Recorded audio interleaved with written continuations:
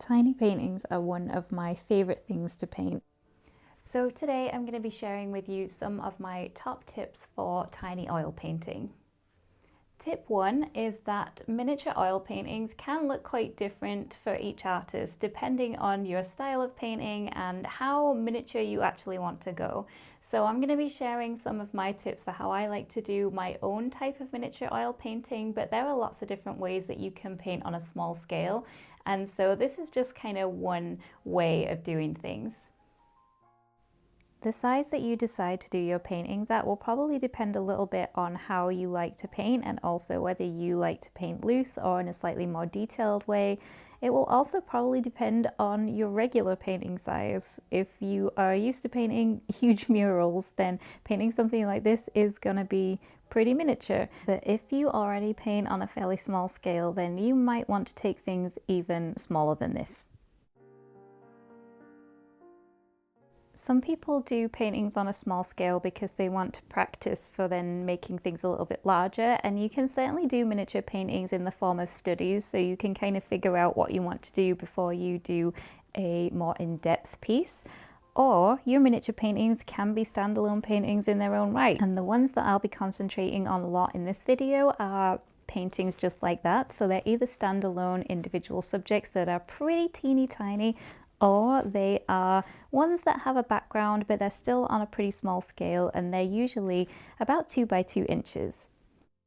If you're just getting started with tiny paintings, you can always begin with something a little bit larger and more manageable, like the robin here, which is 4 by 4 inches, before moving on to the really small stuff.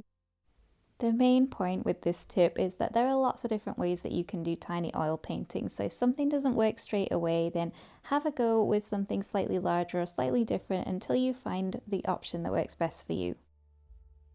Tip 2 is that the surface that you paint on can make a big difference to your tiny oil paintings. Just as with regular sized oil paintings, there are lots of different options for what kind of surface you want to use for your tiny oil paintings, and the best option is probably going to vary depending on how you like to paint, whether you like to work in layers or add lots of detail or work more loose. So it's worth having a look around at different options. If the first thing you settle on doesn't work out for you or you find you're struggling, it is worth having a look at different surfaces that you can try instead. One of the main considerations when I'm looking for a suitable surface to paint on is the surface texture. Ideally, I don't want something that is too textured because I want to be able to add fine detail. I have worked on cotton canvas panels in the past. They're sometimes a little tricky for fine detail because of the surface texture, but they have worked and I have used them. I have also worked on linen, although not often enough that I can give you a good review of it. I've only just started, so I'm still figuring out how that goes and whether or not it's one of my favorite things to use. I have also used copper. The surface of this is really smooth, and so you can add fine detail if that's what you would like to do. However, the downside for me for copper is the fact that usually I'll have to add a layer of paint first and wait for that to dry and then paint on top of it. Otherwise it's a bit too smooth and the paint just slips around. That's not really what I'm looking to do because I like to paint in one layer. But if you don't mind doing layers of paint, then copper can be a really great surface for tiny oil paintings. Wooden panels are another option. Again, they can come very smooth. I have added gesso to these in the past to give them a little bit more grip to overcome the issues that I had with the copper, but they can be really smooth if that's what you're after for your fine detail. I don't use these quite so often, but they're definitely an alternative. My favourite thing to use for miniature oil paintings at the moment is actually oil painting paper. It can take a little bit of getting used to if you're normally used to working on canvas. It's definitely got a different feel to it, and I don't actually like using it so much when it's on a larger scale because of how different it feels. But when it comes to miniature oil painting, I have struggled to find anything that I like as much as I like working on oil painting paper. It is smooth enough that I can add the detail that I want, but it has enough grip that I can do everything in one layer and I don't need to come back and revisit it. It is also very versatile. You can cut it to size, and that is very handy when you're working on a miniature scale and you're struggling to find a suitable canvas size. You can cut the paper to fit unusual frames, and an additional benefit is that you can get multiple paintings out of one sheet of oil painting paper. And I think that makes it a really good practice option if you're just starting out and you're not entirely sure what you're doing with tiny oil paintings yet. Being able to get lots of paintings out of one sheet of oil painting paper encourages you to practice more because you're less worried about wasting lots of canvases. Tip number 3 is to start out your paintings with a sketch. Sometimes I do this whilst also using the grid method so that I get my proportions right, and sometimes I'll just freehand draw it depending on how I feel at the time. When it comes to tiny oil paintings, there is less margin for error, so I prefer to start out with a drawing that is as accurate as I feel like I can get it without going over the top with detail. And grid method helps me to do that. Sometimes I'll draw the full grid out, but if I'm working on a surface where it's difficult to remove pencil marks, I might just dot where the grid lines would intersect, and I use that as a bit of a guide for my drawing. You can vary the grid depending on the size of painting that you're doing. For this one, I used 1-inch squares, which worked out pretty well, but if I'm going to do the really miniature stuff, then it would be a bit pointless to work at this scale. There I will use centimetre square grids instead because that's a little bit more helpful when you're working on the real miniature stuff. I don't always use a grid, sometimes I'll just freehand the drawing instead, but I usually always do a pencil sketch beforehand. I just prefer it because of the way that I like to paint. It is better for me to have a good idea of where that paint needs to go first off. Because we're working on such a small surface, if we do make an error at this scale and we have to go over it again, those layers are going to add up pretty quickly, and it's going to be a little bit more of a problem than it would do if we were working on a larger scale where you've got a little bit more room to fix any errors in your drawing. Tip number 4 is that you don't need to do an entire tiny painting with the smallest brush that you can find. You can actually use brushes that are probably going to be a little bit bigger than you would expect. There are different approaches to tiny paintings depending on whether you want to paint in a loose way or add a bit more detail, but generally speaking I tend to start out with a flat brush to begin with and then work my way down to a smaller detail brush once I feel like I'm at that stage. But you definitely don't need to do like the whole thing with the smallest brush available. I like flat brushes to start out a painting. This is a size 0 and it's probably the one that I use most regularly, but you can obviously get them in different sizes if you want to start out with a slightly larger version of a tiny painting. This is a size 2, I believe. I don't know why I don't have the one in the middle, but there we go. You can use something like a flat brush to build up most of a painting. You don't need to go into the fine detail stuff until later towards the end of a painting. Even then, you don't even have to do that at all because a flat brush can do most of the work. I use it for a lot of my background stuff. And then once that's established, I will then move on to something like a pointed round. Now there's a variety of different sizes of pointed rounds, and the best ones for you will again depend on exactly what scale you'd like to work at. These are ones that I use fairly regularly. We've got a size 10-0 here, a 5-0 and a 3-0. Typically I would start with something larger so I'm not getting drawn into the detail too soon, and then gradually move down once that larger brush stops being able to be all that helpful. But it's quite similar to painting on a large scale with oil paints as well. Often I've heard advice that it's best to start with a brush that is bigger than what you'd think you'd need to use. That stops you getting bogged down in all of the weeds of the painting and instead allows you to focus on the bigger picture overall. And it's a really similar thing with tiny paintings, but obviously we are working on a much smaller scale. When I'm working on the really fine detail stuff of a miniature painting, then I will use the smallest brush that I think I own, which is this micro detail brush. This is a 15-0 and it is really, really tiny. And I try not to overuse this. This really is just for adding in that detail at the end rather than doing the bulk of the painting, which would take you a really long time, but it's great for adding in details like the white of the eye of a painting or some individual feather details just to finish it off.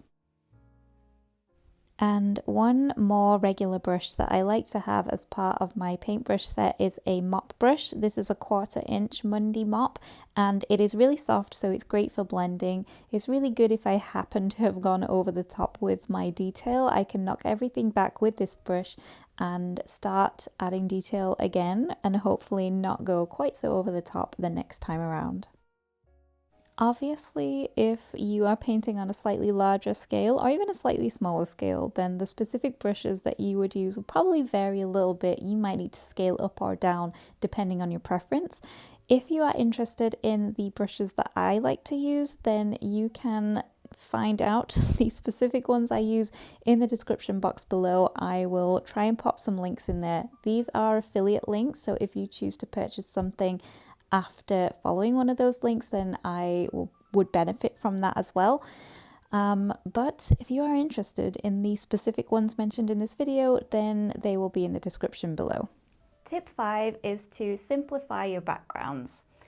There are very similar guidelines, I would say, to doing tiny paintings as there is to doing regular sized oil paintings. So if you're already doing regular sized oil paintings, then you probably know about perspective and how you would paint a landscape and make sure that the things in the background look as if they're far away in the distance and the foreground looks closer to you. And similar things apply, I would say, in tiny paintings as well, but just on a much smaller scale. So whereas you might have more detail in the foreground and a slightly blurred background, you're going to do a similar thing with your tiny paintings, but it's going to be a bit more extreme. If I'm working on a miniature landscape, quite often I will make the background very blurred and soft, but I will also keep the features in the foreground quite soft as well. We are adding more detail as we get closer to the foreground, but we're not going over the top because it will just overpower this entire tiny painting. If I'm working on a subject where there is an obvious focal point in the foreground, then I will quite often just blur the background altogether. I don't want to add any detail there because it's going to distract from the main focus, and we can't really get away with adding as much detail as we would if we were working on a larger scale. I want it to be obvious that there is something in the background. I want you to be able to tell that there is a tree in the background of this robin painting, for example, but I don't want it to be detailed because it's just going to distract you from the main focus, which is the robin itself. You can also choose to take that a step further and remove features from the background and just have a clear sky and have your main focus be your main focus, and that simplifies the whole process. Generally speaking, I try to avoid any really vibrant colors in the background or any areas of high contrast, and I try and use my blending brush a lot to smooth features out to make them stand out less. I don't want really obvious harsh lines in the background because it's really going to grab your attention, and you're not going to get away with as much as you would do on a larger scale where you could potentially add a little bit more detail and it wouldn't be quite so distracting.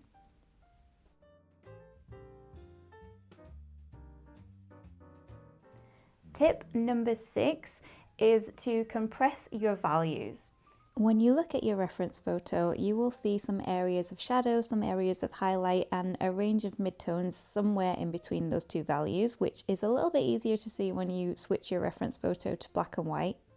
Values are really important in a painting, and so ideally if you're working on a large scale, you would like to have a good range of values from your darkest areas to your brightest highlights, with a good range of midtones to really ease the transition between the two extremes. Now this is quite challenging when you start working on a smaller scale. So to try and resolve this, what I usually do is I just try and tone down some of my brightest highlights or my darkest shadow areas so there's not as big of a jump between the two. And that way it looks a little bit more natural, especially when you're working on a super small scale where you really don't have a lot of room. With this really miniature great tip painting, for example, there should be some highlights on the head, and you can see in this picture there is the tiniest little bit of highlight on the back of the bird's head, which is just slightly brighter than that dark colour I've used for the rest of it. It's really subtle, but you can tell that there's a highlight. Now in the photo, this is much more noticeable. So the idea is still to include a change in value so you can see the shape and the form of your subject, but not take it to the extreme where it can become a little bit distracting because it just looks unnatural on that super small scale. Another example that's not the easiest to see just because of how small this painting is this linnet painting here. The beak on the larger painting has a little bit more range in value. The darker colours are much darker there. You can still tell that there are shifts in values in the tiny painting, but I've just not gone as far as I would do if I were painting it on a larger scale. Tip number 7 is that you don't need to add as much detail as you think you're going to need to use. Even if we're doing a fairly detailed painting on what seems like a detailed painting, less is always more, and it's always good to restrict the detail just a little bit so we don't go too over the top. As you've seen from the paintings that I've shared in this video, I am not opposed to adding detail when it comes to tiny paintings. So this isn't about getting rid of detail completely, it's more about knowing where to draw the line so you don't take things a little bit too far. It's very easy when you're working on a small scale to do a little bit too much in the way of detail. Things that you would get away with on a larger scale just don't really work when you are painting at this super small size. Even if I were to use the tiniest brush that I own, it still would be too big to add the level of detail required if I wanted to paint every individual hair or feather or blade of grass when it comes to these tiny paintings. The brush itself would be a little bit too thick, and so if I were to try and use it in that way, then you would be able to see that something wasn't quite right and that the details themselves looked like they were slightly too big for the scale of painting that we were working on. It's often that extra level of detail that can lose some of the sense of realism in a tiny painting, and so it's a good thing to watch out for. And so it's good to get into the habit of suggesting detail with a few simple brush strokes rather than trying to describe every single thing that you see in complete accuracy from your reference photo. So we've already discussed a couple of ways that we can make sure we don't go too over the top with detail, such as keeping your background fairly soft and not putting too many harsh lines in there so it's not too distracting, and also using a larger brush than you might initially be comfortable with, just to do as much of the painting as possible before only using your very small detail brushes at the very end. Those 2 tips will take you the majority of the way, because the rest of understanding how much detail to add kind of comes from practice and experience and just repeatedly doing this as much as possible until you start to build up a good idea of when enough is enough. And something that can help you with that is by taking photos at regular intervals of your painting process, if you remember. Even better is to record yourself painting or record a time lapse of the painting if you can, because that way, if you reach a point where you feel like you've gone a little bit over the top with a detail, you can look back at previous photos or through your video footage to figure out when things started to go wrong, and then you can use that as a benchmark. And the great thing about oil paints is that you can rework sections. They're usually salvageable. So if I feel like I've gone too overboard with the detail, I will take my blending brush and I will blend and soften the areas where I feel like I've gone a little bit overboard, and then I'll repaint them if I need to, but reducing the detail so I'm not adding quite as much as I did the first time around. Over time, this should become a bit easier, and you'll probably be able to identify when you've gone too over the top with your detail without having to record your process. You will just recognize when it's starting to look a little bit off, and you'll be able to correct it. And you'll also gain a better understanding of how much more detail you can add into larger paintings and how you have to restrict that a little with some of the smaller stuff until you're doing it without even thinking about it. And that just about brings us to the end of this video. Thank you so much for watching this video. I hope you found it helpful. If there's anything in particular you would really like to know about tiny paintings, then feel free to put a question down in the comments box. If there's any future videos you'd like on this subject, let me know and I'll see what I can do. Thank you so much for watching, and I will see you again next time.